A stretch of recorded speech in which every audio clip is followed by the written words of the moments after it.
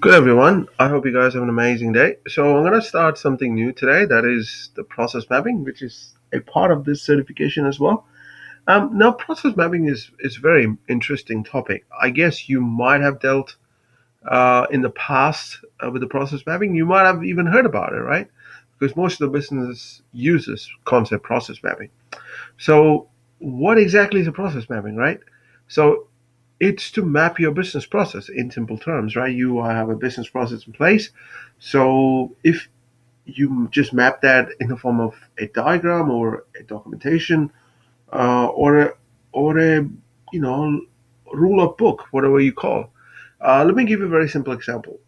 You might have let's say you're running a shoe store, right? Let's say a custom designed shoe store, right? And your company has a support process in place, right? Well, you have a policy when customer, for whatever reason, do not like a specific way the shoes made, even though that was their request, you still offer them some kind of flexibility to modify it, right? So so to do that, the customer has to call the support center first, and the support center will have to ask the customer order number. And once they get the order number, they have to the customer has to uh, specify the problem to the customer support rep, and the customer support rep, based on the complexity of the problem, will either escalate the problem to someone above the chain or will be able to process the request of the customer.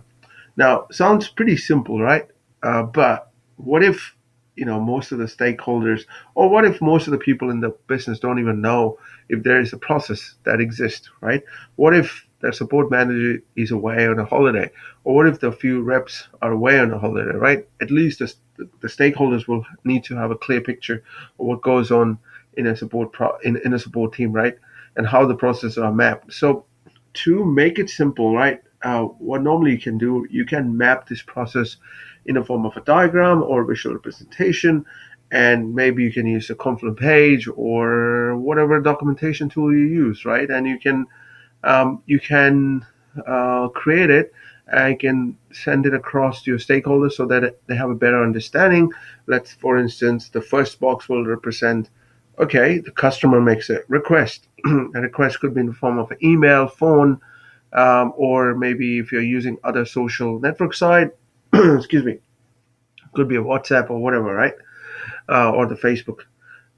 And then whoever picks up the calls will request for an order number, and that order number, requesting for an order number, will be in a separate box, right? So something similar, as you can see on the screen, right? This is for creating a lead, but you know what I'm trying to say, right? So you can do something similar, um, and and then yeah, you can create the process, and then can share it to your stakeholders for approval. Maybe first it needs to go to the support manager, and support manager has to review it.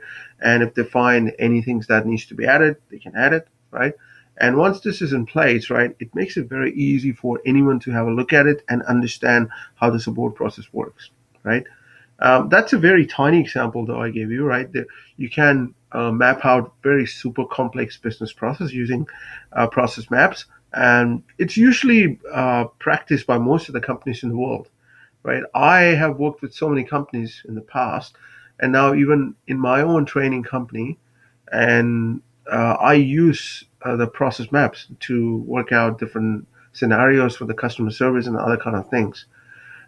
So this is a very powerful process, and I really think that it doesn't matter you're a tech guy or you're a functional guy or you're a support person. You should have a fairly decent understanding of what a process mapping is all about. And even if you're a business analyst, right? I mean, for a business analyst, you sure need to know. But if you're a tech guy, if you're a developer or you're a tester, you still need to know what the process mapping is all about. So today's episode is just an introduction to the process mapping, and in the upcoming episode, I'm going to talk about more around this space. So that being said, that's all I wanted to cover in this episode. Hope you guys have an amazing Sunday. Adios.